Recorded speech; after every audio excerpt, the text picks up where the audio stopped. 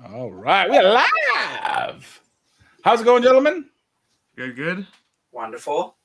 Every Wednesday, 7:30 Central, 8:30 Eastern, the Bounty Hunters come to you with another deep dive. And who, pray tell, are we? And we are definitely live. I just got the notification. Yep. Are we talking about tonight? The Grand Vizier himself, Amedda. I'm going to give warning to anybody who gets triggered about my pronunciations. The Grand Vizier. I said it 3 different ways, and I went with the one I thought sounded the coolest. So If you say it every which way, you cover all the bases. So you Amedda. Yes. All right. Well, I guess, and I didn't have time. I do apologize. There was some mix-ups with getting kids in certain places, so I didn't have time to convert this to the regular stuff. So it's going to look like I do when I do the YouTube shorts. So I apologize for my shortcomings. Mas Amedda was a Chagrian male from the planet Shambhala. Amedda served as the vice chair of the Galactic Republic under Supreme Chancellor Venus Valorum through his replacement Sheev Palpatine. Amedda was one of the few beings in the galaxy that know the truth about Palpatine's identity as a Sith Lord. Amedda served as one of the Chancellor's closest advisors and helped maintain control of the Senate throughout the Clone Wars. As the Republic became the Empire, he was rewarded with a new title, the Grand Vizier in the Imperial Ruling Council. When the Emperor pulled back from public life, it was Amedda the Empire reported to. After the death of Emperor Palpatine, he had the task of keeping the Empire together, acting as proxy Emperor. However, he held little real influence and power, being little more than a figurehead for Fleet Admiral Gallius Rex. He forced Amedda to broadcast propaganda speeches urging the Empire to maintain the war effort at all costs. Following Rax's death at the Battle of Jakku, Amedda was free to represent the Empire at the signing of the Galactic Concordance. All right, so I had to move you guys around so that way you're showing up, not me. That's better. that image, that first image, is so goddamn funny. And him just like, yeah, it's haunting. I think I would vote no confidence in him if he was up there. Yeah. So that's him. That's who we got here. Palpatine's Bib Fortuna. It was interesting learning about him just because I was expecting a lot more, but he's basically just a politician. Like, that's it. Like, start and beginning and end of story. We can all go home now. He was basically a politician who just, stayed where he needed to stay, did what he needed to do, and just kept on trucking on, man. Dude really he really took climbing the ladder and just sit in the comfy chair all the time. Well, it said that the species were good politicians. So he was, I guess, just naturally good. Is he better than the best? Because of their devilish ton that they stayed in. Oh, have we switched roles? Is the Canadian the new Cachon? Because I saw some freezing up going on there. Nice. I saw the freeze. Maybe it's this spot. Maybe it's the top right that freezes up all the time. It could be. Yeah, I don't like being up here. It's awkward. His species. What a weird species, right? Okay, so let's get into that quickly because I want to talk about. I want this elephant in the room. This really strange, like, would you think this is probably the weirdest species we've covered of all the groups so far? Yeah, like I was saying before we came on, it's almost like they had 3 different writers doing a species and what he is, and then they were like, I don't really know. Let's just go with all of it because it's. I'm not gonna say it doesn't make sense, but man, I would love to hear the origin story, like how this species became to have like space flight and do. Even talk and to even do anything that it does. It's really odd. It's like a they have these space mandrills almost like you would have with the Tortugas, except they have horns coming out the top of it. And then on top of that, their tons are like extremely long and have like a forked tip like a snake would have. Yeah. It's hilarious because the as we'll see later on the slides, his figure has the tongue sticking out, and it looks so hilarious.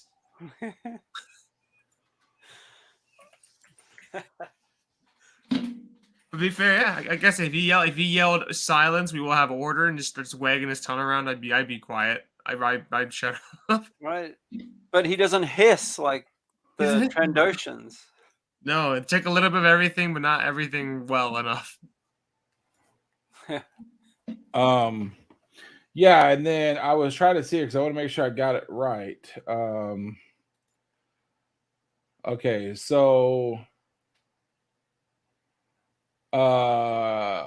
they start off as like horn humanoids, as we said, blue skin. By their thick tentacles that curve around their shoulders, 2 horns. The males have the 2 horns, it says. And then where is it at? They're amphibian. They begin live as tadpoles, born in clutches of 2 or 3. Each tadpole measured 30. I mean, they're like detailed, 30 centimeters long, and literally entirely aquatic. Some guy really liked frogs and who was writing Star Wars and was like, I think this species could become this. I mean, we start as tadpoles, but it's a lot smaller. Yeah, as they mature, they will develop their lungs so they can breathe. They develop their arms and legs. They emerge from the water entirely, and then and all the other kind of physiology from being in the water, it just fades eventually. And so all the stuff that we do inside, they just do it outside. I guess they do all the. As soon as they exit the water and they have their full body, they put one of those like mare, those big mare medallions on them, so they can. Yeah, I was. So hold on. They can breathe fully underwater. Members of the species can spend months or even years entirely submerged with no ill effects. Wow. Their bodies are muscular for heavy labor and swimming, and exposed to salt water. Here's what you were saying. Seas of their home world, they can rarely taste anything but salt, so they have an extremely weak sense of taste. Because of this, their tongues are used to enhance their sense of smell rather than taste. Wow. That's similar to reptiles. So they want to, you make them a nice steak. They get that tongue out to smell the steak because all they really smell is salt, apparently. That is the like card. You look on the back or even like old like X-Men cards, and they just have this random fact. Where's that come from? It's like that is the oddest. Whoever wrote that has got to be proud of himself. He's got to be like, that's pretty good. I made a pretty good character. Nice and in depth. I covered all the bases. I didn't just say he's some random guy who comes in red with horns. Like, he's fine. Like, this guy went in depth of this character. It's amazing. Yeah. That's probably why Palpatine kept him along, right? Because he's tester. The other thing is they're I don't remember exactly where it is. I guess I should have since we're doing this. But isn't their homeworld like super close, right? Yes, it is a core world, if I'm not mistaken. Yeah, like it's super close to everything. Oh, and if we didn't mention Gary is the species. Yeah, I said it in the little thing. Yes. I'm trying to see. I wrote it down how to say it. But if that's in Origin, what? Shawgrian is their species. Shawgrian from Shambhala is their Shambhala, yeah. If that's their origin, like he's as far away from that as possible, like from the water. Yeah, no, he did not like he was that one kid who was scared to go in the pool. Yeah. Great gym class. He's in the Senate. Yeah, so and I guess now we can talk about the actual character. Then we got the really weird stuff out. Yeah, so like he just was a really good politician in his own world, and like you know what, like I want to go ahead and just give that a boy and that a girl to all the different senators and everything made up all the worlds. Because that is an odd-looking fella who says odd things and looks very intimidating. And they voted that son of a gun as basically vice president. Like, voted him in as second in charge. And, like, you would think they'd be like, well, I don't know if I want the giant blue guy with the horns who flicks his tongue at me and is like, oh, no! Like, I don't know if I want what that guy is. But they voted him in, man. And it just seems like whoever is in power or is about to be in power, he's just loyal. He's just ride and die. He doesn't have... Once you're out, though, that's it. Like once the the old head of the Senate, once he's gone, hey, look here, I got, it's time. It was nice hanging out with you. I'm glad I got to be your vice president, but I'm going for the new guy now, because he seems to be like, you know what I mean? Like, hey, I'm doing my job with whoever's paying me at the moment. Yeah, it's funny that I didn't even think about that. It's funny that he's so his title is vice chair in the Republic, and when he was in the Empire, it's Grand Vizier.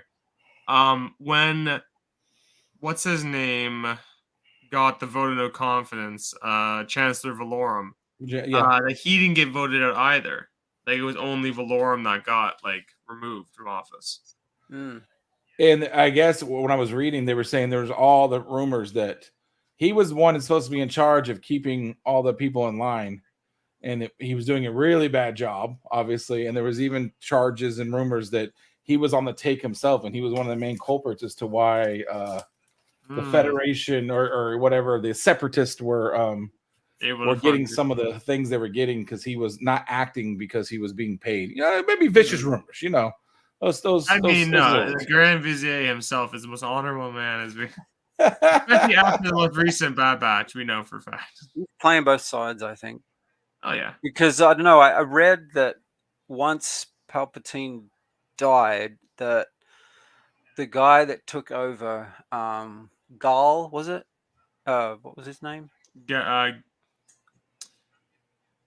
Star Wars names. Star Wars names, man. Sometimes they. But I guess, Amedda kind of defected a little bit to kind of give the Republic information. He was, he became like a figurehead, but was trying to keep that 401k, and he was trying to get out of there while he had the chance. But he was playing both sides, so he ended up, being able to stay on the winning side. I mean, I didn't really find anything that was a smoky gun as far as how Emperor Palpatine became the in charge. Like, I didn't see that he led the group that whispered, but he obviously didn't get in anyone's way. He obviously didn't say that shouldn't happen. And then there was a scene in the Clone Wars, which I thought I made the clips, but I didn't. I'll do better next week. But and I had it in the little clip I made where they're talking and they're kind of, haha. That goofy guy from Naboo fell for it. It makes it pretty easy to have patsies do what you want to do. So maybe not at the beginning, but once he was there and he was getting power, he definitely was. And then from the new Bad Batch, we're seeing that he's definitely taking an active role in the behind the scenes things. So, which makes it interesting later on when we get to the end of his story, kind of, sort of. It makes it interesting about how he got off scot-free, kind of. You know what I mean? Like, they were. Well, I was gonna bring that up after in Legends and canon, how this man really was the best politician, right? Yeah, he really. But otherwise, I'll say for do you recall? I can't remember offhand. How did he meet? Because obviously he became buddy with Palpatine and before Episode 1. I believe in the Dark Plagueis novel they bring that up, that they met each other. I have not read the Dark Plagueis novel, so though I'm not 100% sure. I didn't come across it. He obviously knows stuff because later on, people Palpatine trusts him, and like 2 others basically. That's a questionable bookie, if that's your bookie right there. No, it's questionable. I went back and looked to see if we could do was IG-88 we did, and see if I could cheat and get that off there without having to redo it a whole clip, to put on the shorts, and I can't. It's like a 3-minute clip. I don't know what I was thinking, making a 3-minute IG-88 clip. You should. He's the best characters. But I was looking at you, and I'm like, this son of a gun. How did he go through a marriage or go through a wedding and everything? It looks like he just came out of the woods. He was more baby faced before the marriage than he was after. How do you get away with that?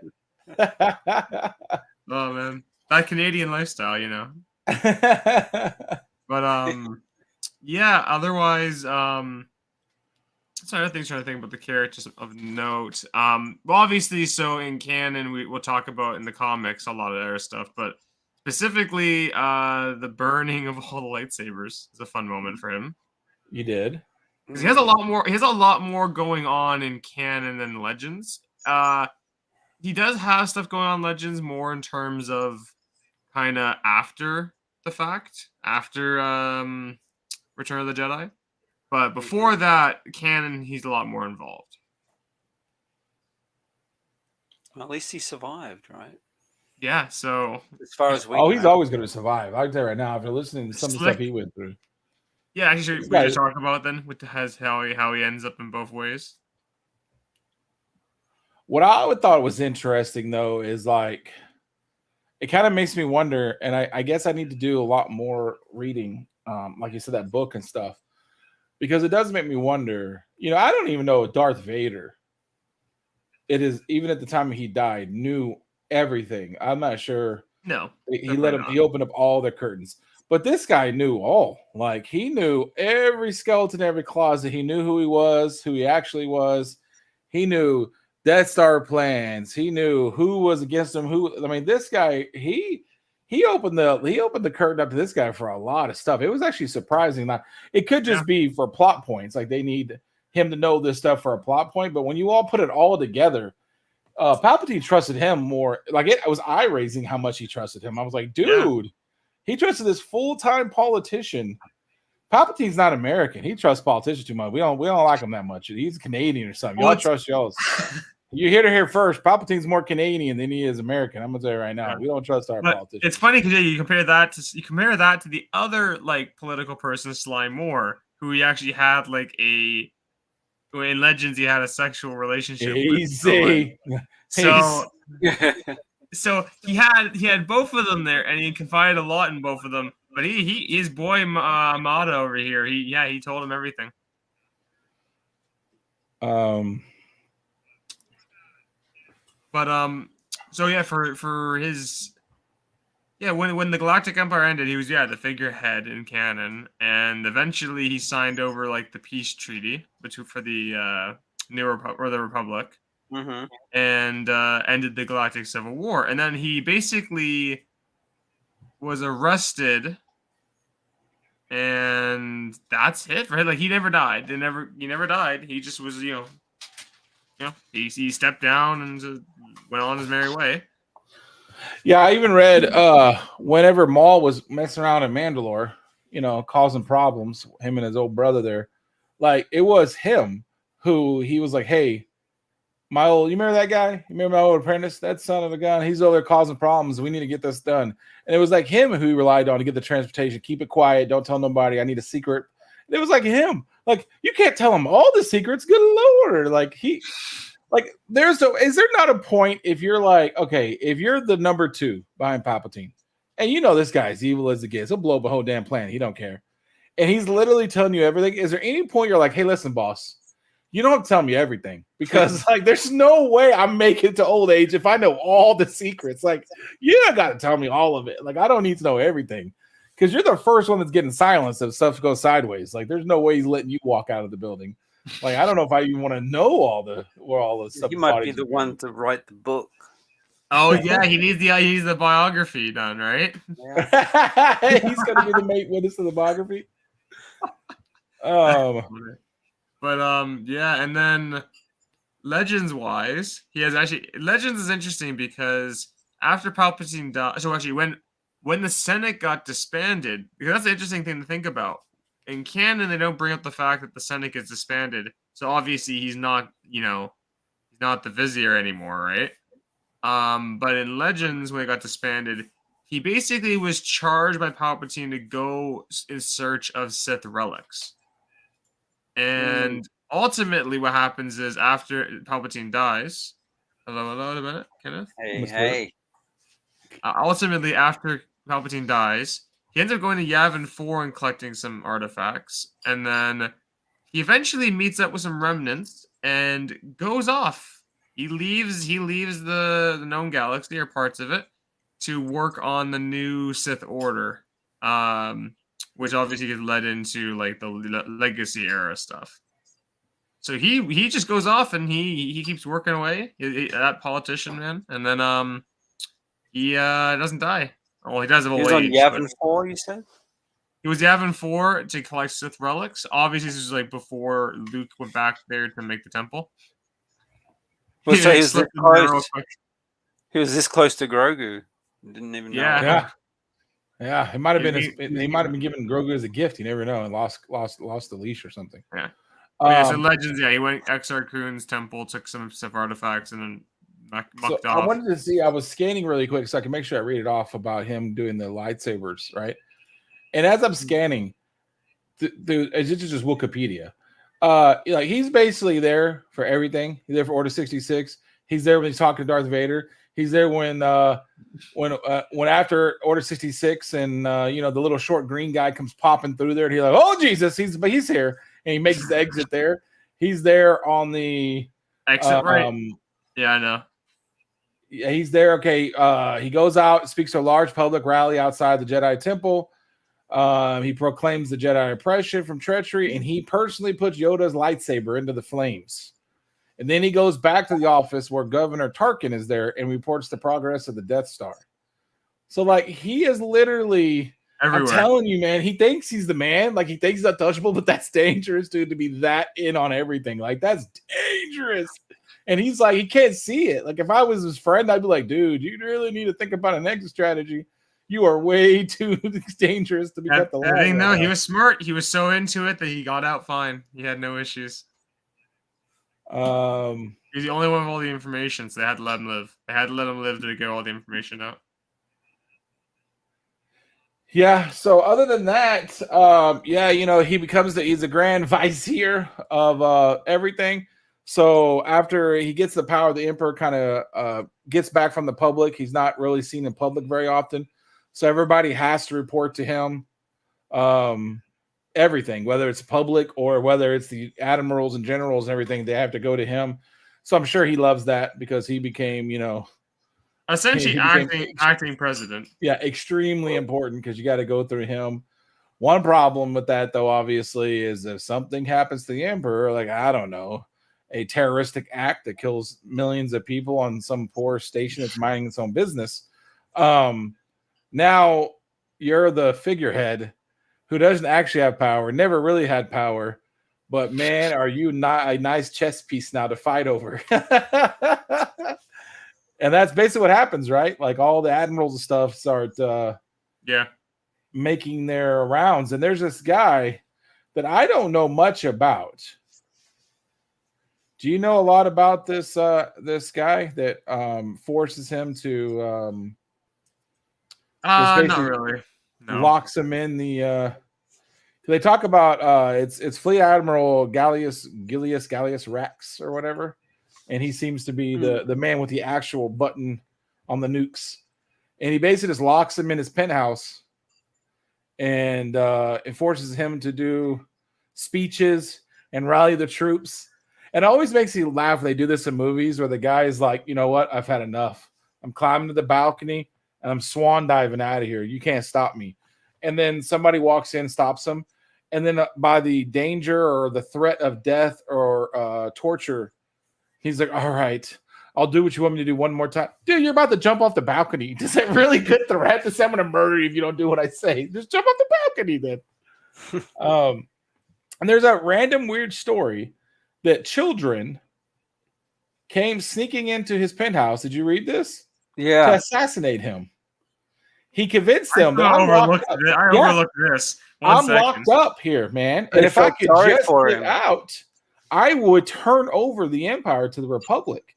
And the children believe him, and they get him out. That's how he gets out of this locked up penthouse. Is the children of like the streets get him out? They sneak him out of the penthouse. But the funny part was he had already tried to turn over the empire to Leia and Mon Mothma and all them. And they said, dude, you ain't nothing but a sorry figurehead. You don't have any power. Like, come back when you have power. They swooshed him away. They're like, go away until you have the power.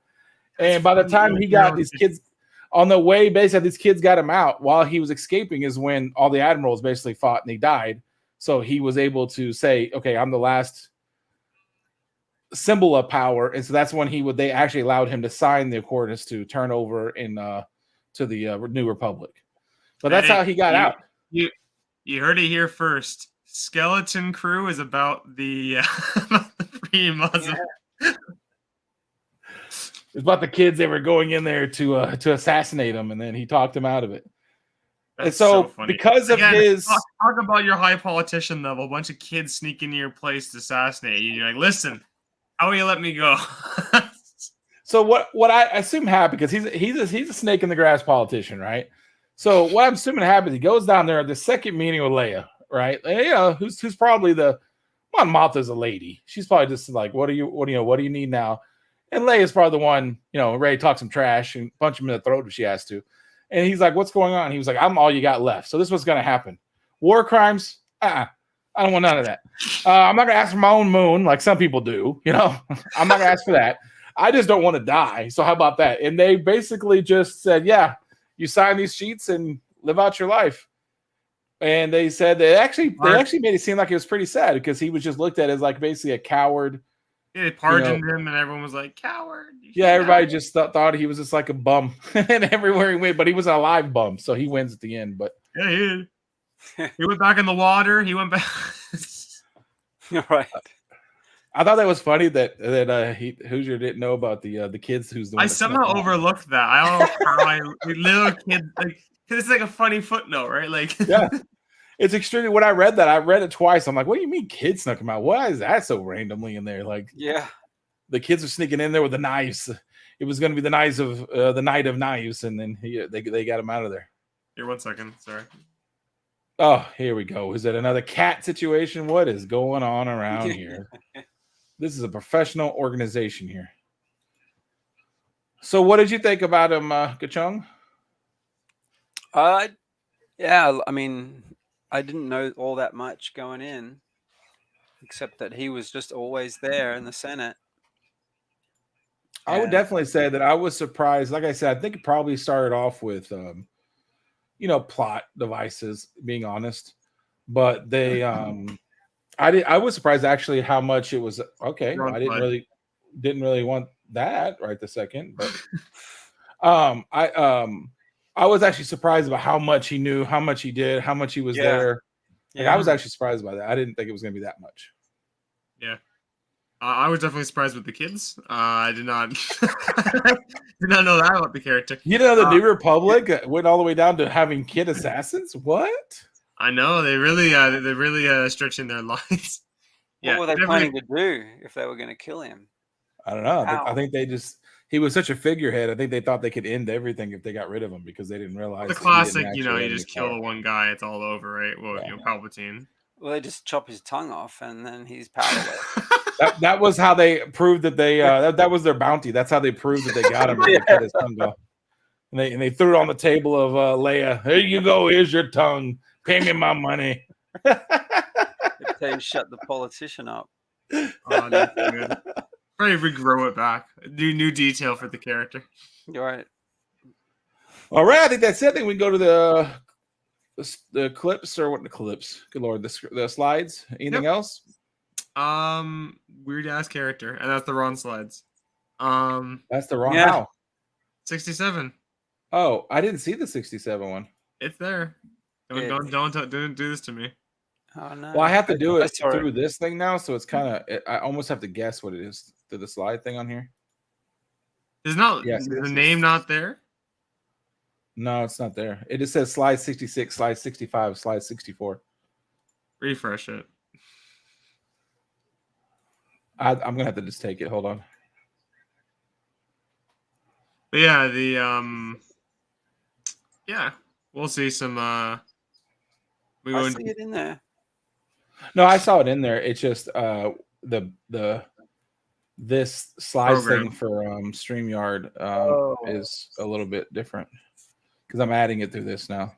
Mm-hmm. And it's never had this happen before, where it didn't actually have it where I could see it. I usually just go with the one that's the highest number. Yeah, the most recent numbered. But when we go in the slides, we'll see some pretty weirdness of this character. Yeah. Also, there's a surprise, because I was like, what's his first canon appearance? And I'm like, that's the first time we've ever talked about this issue before. We've not even the series. We've never talked about this series before, nor have we talked about this issue. That's rare for once. not being a standard Darth Vader or a just regular Star Wars issue. Oh, I know what you mean. Yeah, I know who's first. Yeah, don't say it. I don't want to spoil it yet. It's pretty funny enough, honestly. I think it's ready to go. Perfect. Isn't there another first appearance in that book too? I think. Yes, there would be. Don't say it until I have time to go to eBay. You know the rules. See it. Yeah. So starting off, we got some character spotlight. Hello there. Oh, hello there. Hello there. When I was playing Star Wars Legos the other day, they had that moment in there. I was hoping they did. Like he dropped down to fight General Grievous, and like they better say hello there. They actually did, because Legos always has funny stuff going on. They kind of deviate from canon. All right, what do we got here? So he appears in the entire prequel trilogy, not in the 2003 Clone Wars, but a ton of the 2008, because he is a senator, and there's a lot of Senate. So, a couple things of note. I would bring up season 6 had some good stuff with him with the Clovis arc. Right. The Friends and Enemies Crisis on Naboo in season 4 are also very good for him. Otherwise, the rest are kind of more or less he's there in the Senate, as you would expect. Yeah. But a lot of these episodes, have lots of crossover with other characters we talked about. They're all worth watching. But season 6 and 4 are his best, I'd say. And Bad Batch too. And Bad Batch. Yes, and Bad Batch at the end, obviously. From the and Omega, I was a big fan of his. So, Omega. So yeah. So his first appearance in Legends comics and all that is issue 3 of The Phantom Menace, followed up by Attack of the Clones 1, 3, and 4. He actually has, I was surprised how very little appearances in Republic. I thought we'd have a lot more, but he has 3 appearances in Republic, as well as 2, one in the Yoda one-shot, which we'd never talked about before, and Obsession number 2. Then Revenge of the Sith 4, and an interesting one, he's in the series Dark Times, issue 1, and then one of the spin-off issues. That's a series that is not many issues, and it's actually quite interesting. I was reading some of it. It's set that series is set immediately after Revenge of the Sith, the same time as the Darth Vader book that came out, like in Legends.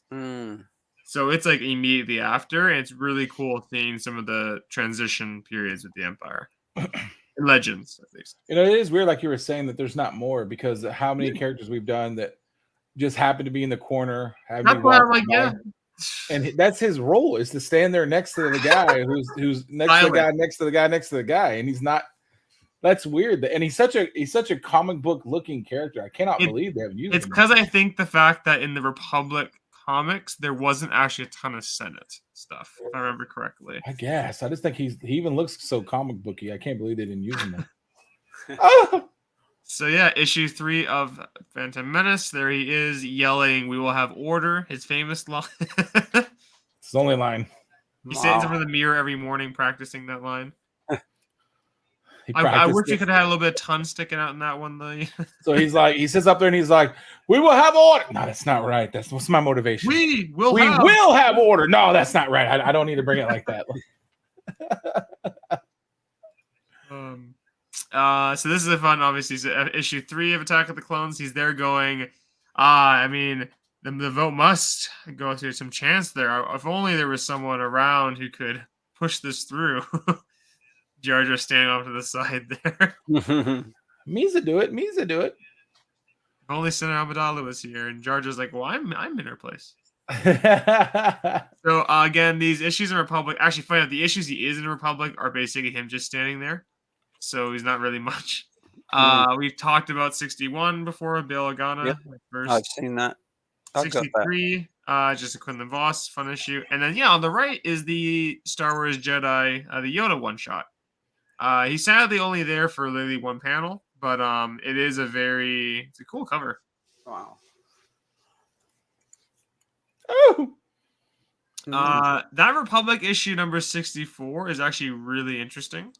Essentially, Palpatine is like at the Senate doing his thing, and there's this Jedi there who kind of goes rogue and starts trying to kill I think he believes that there is a Sith there, and it is Palpatine.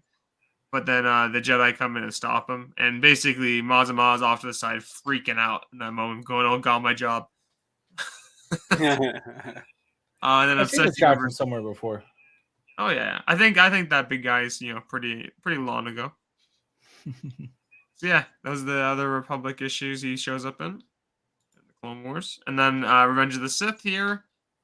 Yep, standing right there. Which he should be. And these are the Dark Times issues. They're just the covers because again, the panels inside are just more or less in talking. I love the Sasquatch Jedi. He's one of my favorite Jedi. He's an interesting character. I don't know too much about him, but I didn't know we had I forgot the name of that cartoon, Dino something. Like, oh gosh, where they were like half human, half dinosaurs. I didn't know they had a crossover event. That's cool. So canon comic appearance.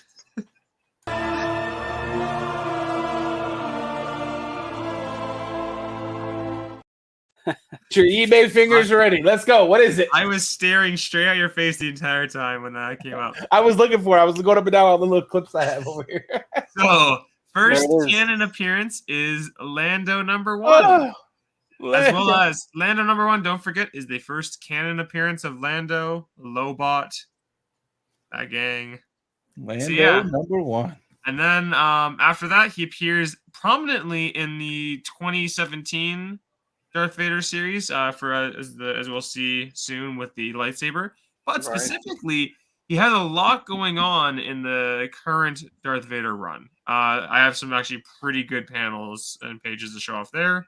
And then in the Crimson Reign event, he was there. He has not shown up in the Hidden Empire one yet, but more than likely, I imagine he will. Also, no cover appearances across any of the comics. No variants. Crazy. That seems outrageous. I was surprised. Yeah, no variants, no cover appearances anywhere. So this is the Lando at the end of the issue. If you don't have Lando #1, are you an actual Star Wars fan? Do you even give a crap? Do you have Lando #1?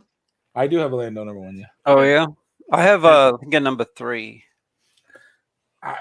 One of them has a really cool cover I like. I think it might be #3. I believe the only reason why I have a Star Wars Lando #1 though is because of our friend name of Barbarian Kung Fu. He always sends me stuff. Right. He finds all that stuff. Yeah. But yeah, so there he is. There intercepting a call. He goes to let Palpatine know that there's some issues in Jigoan Cloud City. It seems to be taken over. And he's like, I have bad news, Palpatine.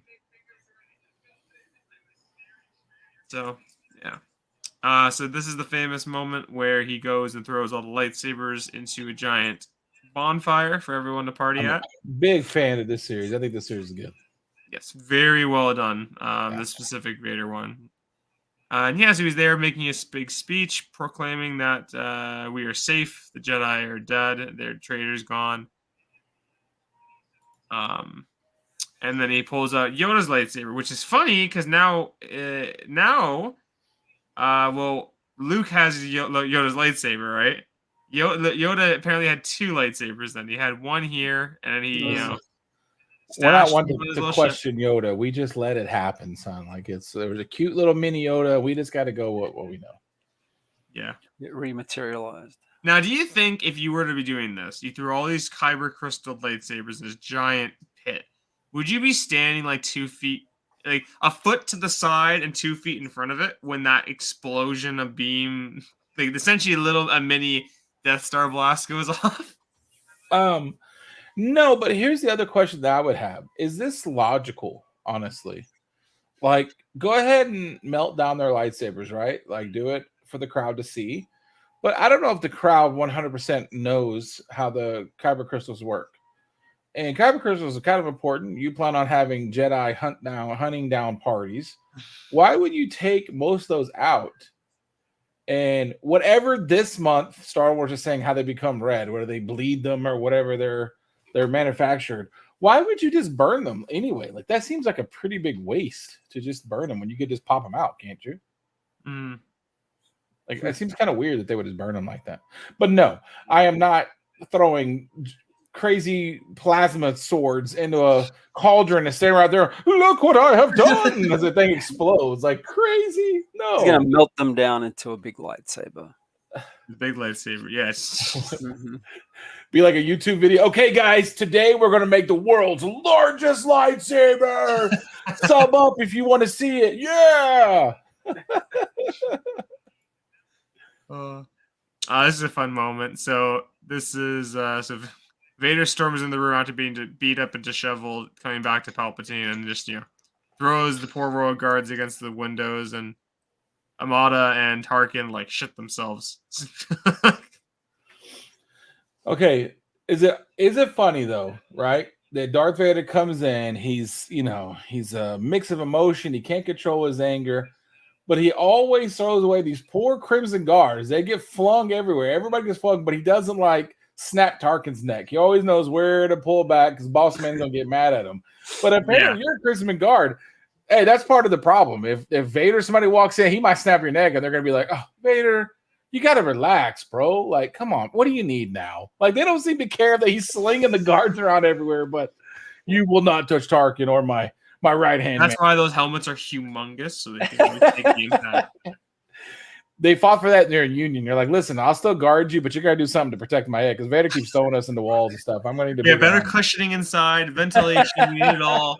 I'm gonna sue you for concussion protocols. Yes, this is the 2020 run. This is a fun moment. So this is after Vader comes back from what's that word? He was trying to get Luke to join the dark side, and he failed. And Palpatine, let me pull it up clearer for me to see here because it's a great quote what he says. If I remember correctly, doesn't he seem like he's a little too eager to say, "Lord Vader, you failed"? Like I feel like he was a little too fast. Oh, he was excited to say that. It seemed like I was like, you know who that is? Like, dude, I don't know about that. Yeah, so he says Tarkin gets away with like that. Tell him, Grand Vizier, you were sent to bring Skywalker to the dark side. Instead, you left on your own personal mission, which was going to check Padme's grave and all that stuff. You discovered a cell of rebels instead, you let her escape. At best, failure. At worst, treason. There it is. I knew there was some line like that. And what do we do with traitors, Amedda? We kill them, my lord. And then he yells guards, and then has the royal guards attack him. Ultimately, Vader, I love that. I was like, oh my god, this guy's got some balls on him. This guy. Of all the people in this panel, only one person lived to the end of all these people in the panel. It is the guy that had the guts to say, "We kill him, master," like with a smile on his face. Like, how did you not, when you're walking down the hallway one day, did somebody not pull you into the secondary hall with that? Talking trash, huh? Now where's your dad at now? Talking all that trash. Yeah, Vader ultimately beats up all of them, and he pulls a blaster on him. He does. That's what I'm saying. Look at the guns. He blast him, and then he starts choking them. Now you see here, Palpatine goes, "This is a good, but not enough," and starts choking Vader. That's probably because he was just choking Maz. If he was just choking the guards, he wouldn't care. Nah, he wouldn't have said a word. He'd be like, "Get out of your system, for the love of God."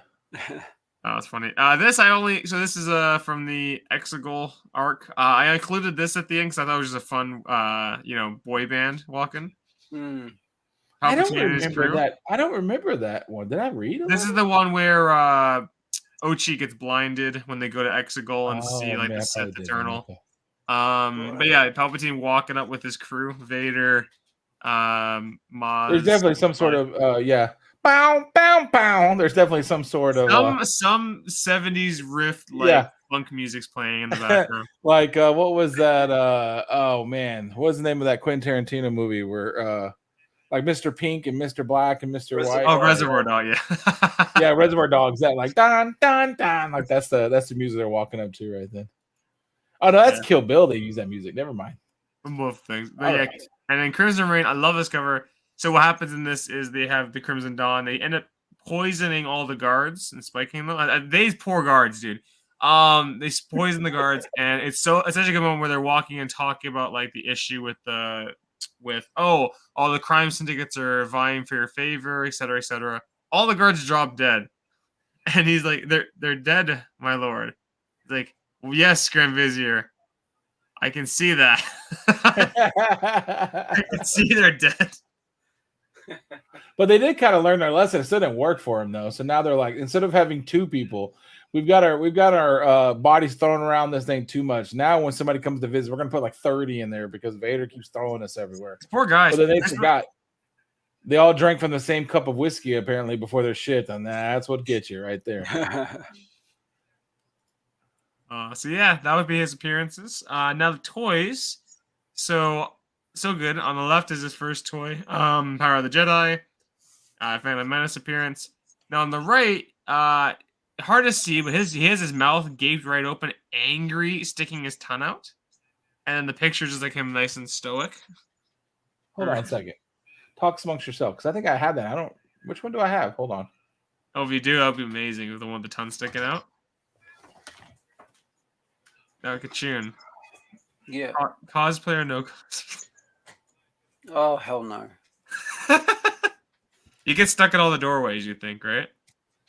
Yeah, I don't have a forked tongue either.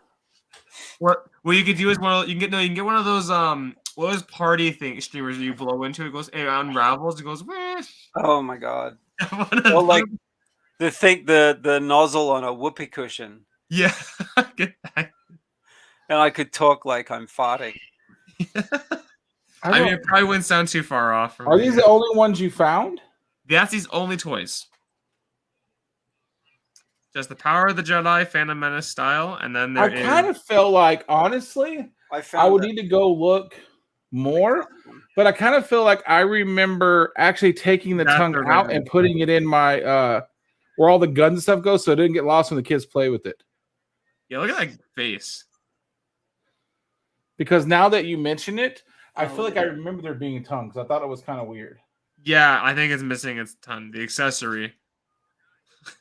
Yeah, I think I actually have it. I think I put it in there because I have it with all of the like I'll have all the little guns and stuff so they don't get lost in a baggie in the closet in there. So I think that's probably what happens. But yeah, all the guns and just one ton, one just red ton is sticking in. Yeah, yeah, I think I do. I think I have it because I think it actually fits on both sides of his mouth and it comes out pretty far. So I think I remember that. I have it somewhere. That's awesome. Good. I actually have one of those stupid toys. And then there's this custom one, right? Yes, I didn't get a chance to put that in there. Do you have the picture there? Probably the best looking one is the custom one. Mind you, his thing is massive. But I'd say his sex organs or whatever are huge, but other than that. He's been living up the Grand Vizier lifestyle, really, really pays for anything. And then, so what's funny is actually, Sharon, you brought that up. He actually has no Lego figure. It's only from the video game. It's like only custom ones that are made. I found a custom one. Yes. Now there's the custom one someone made, which actually I don't know. That's actually really cool. That custom. They use the headpiece. They probably just did some 3D printing because this is the one in the video game that they did, and Skywalker Saga, and actually a really fun mission where you get him as well. It's pretty funny. He's like a fanboy for Palpatine. He's like, he pulls like a picture out of him that's like signed picture by Palpatine. He's like staring at it, admiring it. Oh yeah, yeah. And Palpatine's already the Emperor at this point. This is in the during the episode 3 part of the game when you free play. Free play. Oh, okay. The open world stuff. If you're there, because I just got to this, and I don't remember this part of this. In the open world part of episode 3, yeah, you can get him. Because they're MrGarrell on Twitch.com or Twitch TV. Ding! I'm playing this. I'll probably play it tonight. Actually, I'll probably stream it tonight. And yeah, that's his character. And we'll just jump right into the Star Wars news. Then we'll kind of finish up. We got lots of news, actually. A lot here, huh? Random with the news, but yeah. So Bad Batch, they put a poster out for Palpatine from the 2 episodes. That's a pretty cool poster, to be honest.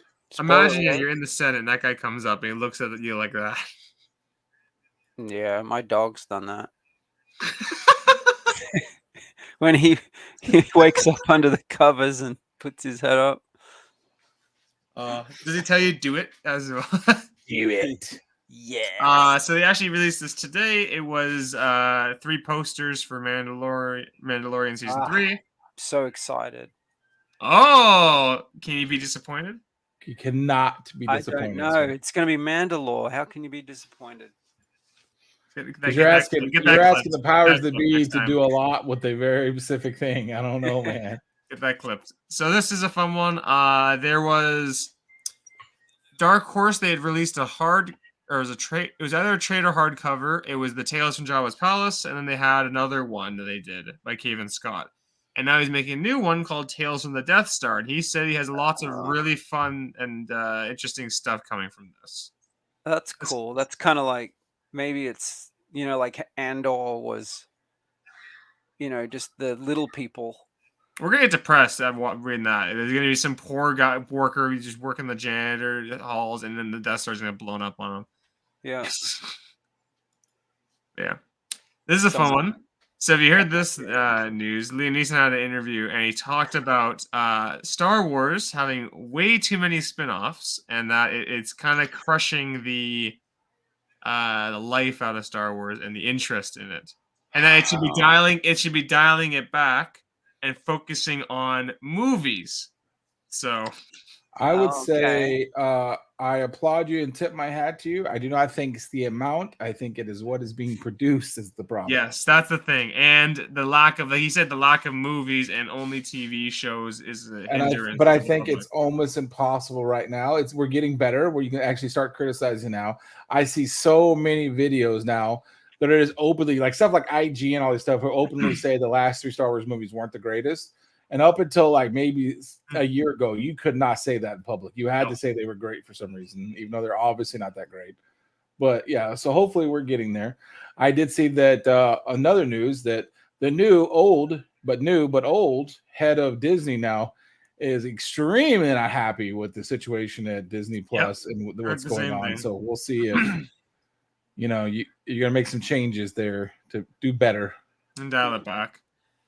So this was I thought the includes was fun. God, I want to hate this cover, but it actually looks cool. God, I want to hate it too. So Peach Momoko is doing for Women's History Month a line of covers across the series featuring some of the famous ladies. This is one I was shown before. This cover here. Yeah. I'm gonna show you. I have all the other covers there, and I left the other best ones for last. My opinion. So can I at least start criticizing her art because I love hating on it. The next 2 slides, yes, but that third one you can hold off on. Ooh, what the hell? I don't even hold on. Yeah. So if I were to remind you some characters, that one on the left is from the Bounty Hunter series. That's fine. You moved on to the Hidden Empire. The middle I don't mind the center one either. It's fine. But that one on the right, I don't even know what I'm looking at. I'm looking at an ink block. A moon. I have no idea what she's looking at. I see a bat. It's a Chinese. Mr. Wayne, why do you see a bat? That's it's a sea hag. That's weird. Okay. Crystal ball. What else we got? Ooh. So you have a High Republic character on the left. Who's the secondary of the 2 protagonists in the new run. See, these 3 right here is what I'm talking about with her. She's fine, but I really feel like I can go on Instagram and get a decent artist to do this for me without being a world famous comic book artist. Like this is not if I showed you this, you're like, oh my gosh, that guy can draw really well. That's a good cover. But I wouldn't say this is supposed to be one of the most celebrated cover artists. Some of them are very good, her art, and some of them are just there's the thing, she's all over the place to me. She has very good ones I really like. A lot of just middle of the road fine, and a bunch that are just not good. I wonder if it's not good, by the way, that Grammy Staros. I wonder if it's because she, like, you know what I mean? Like, she's an artist, so she has to get motivated. So she has to do 10. She's not really cares about so like much 7 volume, of them. Right? There's just so much. Yeah. Not these 2, the next 2. Sorry. But these are the best you got right here. No, the next 2. Sorry. The left one actually is nice though. I do like the left one. The left one is really cool. That right one looks. The lizard people, they got to go somewhere else with that. And like the eyeballs too far back or something. But this is nice. I like. She does girls really, really well. Like if you want somebody for women's like Pride or History Month, that's the artist because she does women really, really well. Tacoma Comics says overworked, and that's probably the best way to describe that. Yeah, she's good at manga looking stuff. I would say yes. Even some of my favorites, whenever you see it at their prime, it's like, okay, it's still great, but yeah. Mm-hmm. Okay, no, okay. This one on the left is nice. I like the that. tag one's nice. Yep, dominant tags. I really like that one, and the save one I like a lot as well.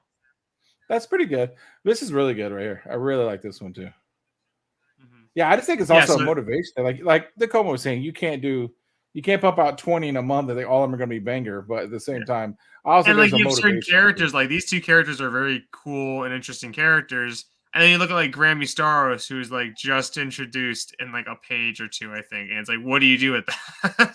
Because I would just say, point out this character here looks really cool. Like it looks like I want to know what she's doing. She looks kind of maybe dangerous, sultry. There's something going on here. And then you have that. I don't even know what the hell I'm looking at. Like I can't do that one. But yeah, those are cool. All right, Sabe. Isn't it Sabe, by the way? I thought it was Sabe. Sabe. I guess because the E, you know what? The E's got a salalable thing on. I'm not calling her Sabe. I'm calling her Sabe. Sabe. Otherwise, if I see Subway, I'm gonna think she's gonna make me a sandwich at Subway. Here's the thing, though. Everything you said is the most like yucky American thing. I just want to point out everybody him not trying to pronounce it and saying she's going to Subway. That is a Canadian. So you can put all your hate down there and say American. No, that's a Canadian right there who said all that stuff right there. Yeah. This is cool. So 1/7 scale bust of Cad Bane, the Clone Wars version too. So that's July.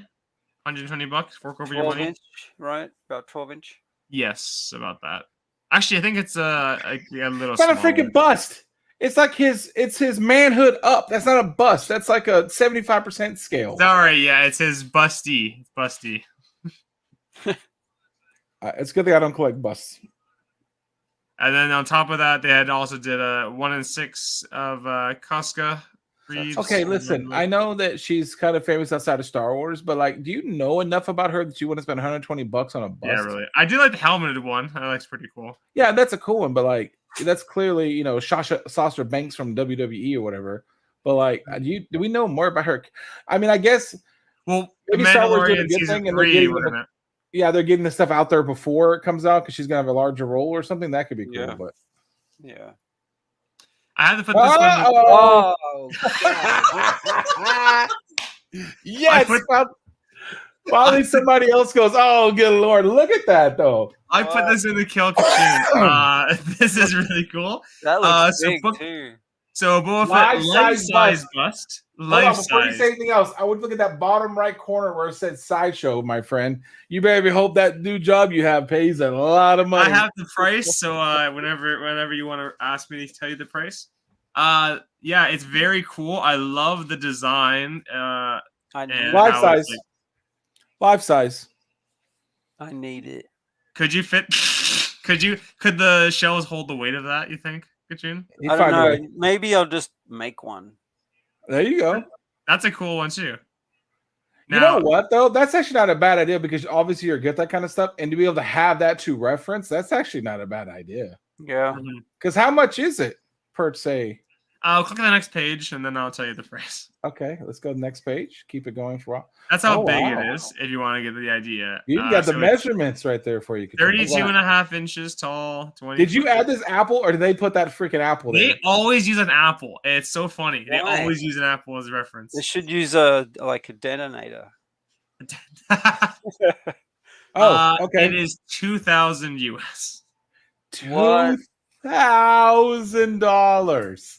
Now I can't recall what it's made out of, but I'm pretty sure it's like the stone that they do this stone style thing. So it probably weighs. They didn't include the weight, but it probably weighs like a god knows amount.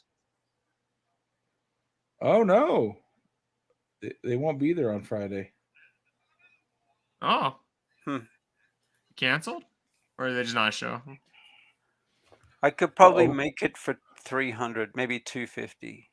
Well, you just can. Well, it's funny. You could buy the helmet alone for 2. Like Mm. that exact same helmet, like the Black Series, they did that one. When that And they just armor make would the be armor. too hard at all. The jetpack would be fun though.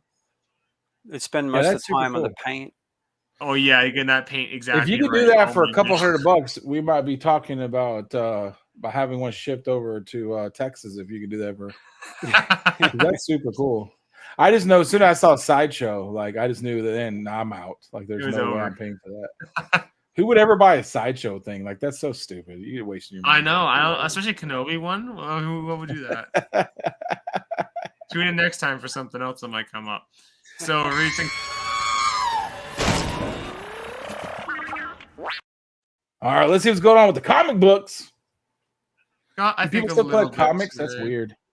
Yeah, I know it's weird. Dark Horse. So issue 1 of the High Republic Adventures, the Nameless. I kind of want to collect Dark Horse. I'm being honest with you. I don't know what it is. I guess because I just like Marvel bothered me for so long, and Dark Horse is the dark horse of this thing. I almost wanted to collect Dark Horse. So I heard this is cardstock cover.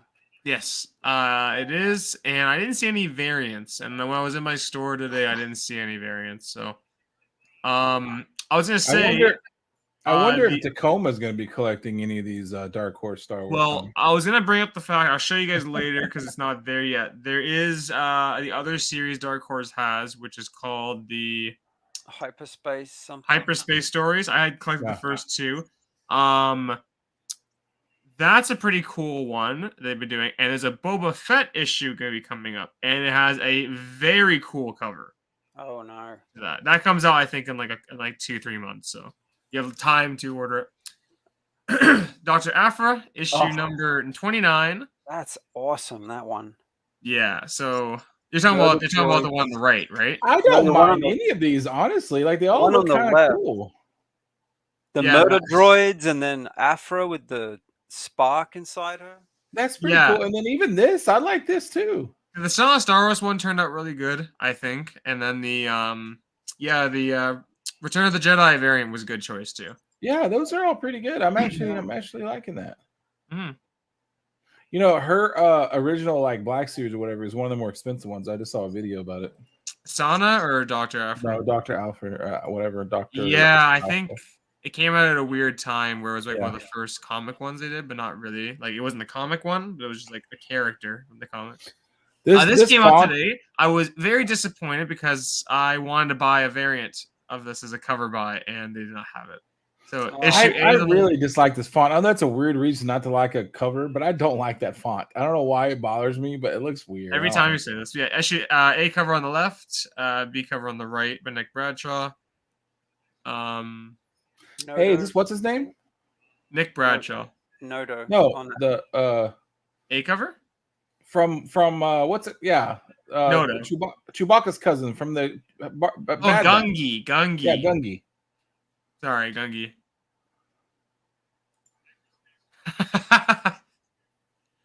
Yeah, that's funny. Yeah. Mace Windu looking good. So you got the Mace Windu on the left, and then on the right you have the Dooku versus. So they basically in the issue they do some sparring for the. That's pretty cool too. I kind of like that. Which one were you trying to get? The one on the right. The young Dooku and. What is that? What's the ratio on that? Regular variant. Variant. Yeah, those Black History Month ones, that all the same artists, they would look really good together, like all of them. Yeah, they do. What's funny is they're not connecting variants though, which is a really rare thing for them not to do. Oh, of course you did, Tacoma. Of course you did. Of course you did. I love watching his Instagram. Half the time I don't even thumbs up because I'm just bitter. I just go, yeah, whatever. I'm gonna be honest with you. Yeah, they did a good job with those. Yeah. So this is a regular variant, and you couldn't get it. No wonder you were so sassy about it. Because I was like, it wasn't there, and I was like, you fucking. I wanted it. I was like, it'll be there. It'll just be there. I won't need to do anything. So I guess I'll look for it another time. We are now safe. Sad, grievous noises. All right. All right. Well, I think that's it. What are we doing next week? Do we know yet? It's gonna be, if we do it right, the Mandalorian special. Oh, Mandalorian special. History lesson. Hey, is there an opportunity that we might have? I guess you probably don't know your schedule yet, since you're not going to be up in a tree. We might be able to do our specials a little bit differently. Maybe. Oh, I just realized something here. Also, yeah, don't forget next week is the premiere of almost a Book of Boba Fett. I cannot be disappointed. So I'm excited. It's gonna be fun. Yeah. Did you guys watch the most recent Bad Batch episode by chance as well? I have not watched it since we did that. I didn't watch today's. I watched last week's. Oh, I saw last week's. I'm gonna say last week, man. What the hell were they doing? They didn't even continue off thing. But I will say there was a really. I want to say it's a really funny line. Tex says I lost it laughing because it was so goddamn funny that I'll say it after, but yeah. You know, I'm really excited about watching it tomorrow because I was going to plan on doing it tomorrow, catching up on Bad Batch. But I'm really excited to get to go there whenever you go. Did you happen to watch it? And then immediately he goes, "Oh, I did," and puts his head down, like, "Oh, that makes me want to watch it so fast. I might go watch it right now. Like, it makes me really want to get into that." Whenever the one that can't be disappointed goes, "Oh God, I watched it," and like ducks his head down. Well, all right, everybody, thanks for coming out. One more bounty hunters down, and who knows, an unlimited amount to go. At least 100 until we're 100. At least 100. All right, we'll catch you guys later. See you later, around for the Tacoma. holiday special. So that's all. Yeah. I'll drag the holiday special out forever then if that's what it takes.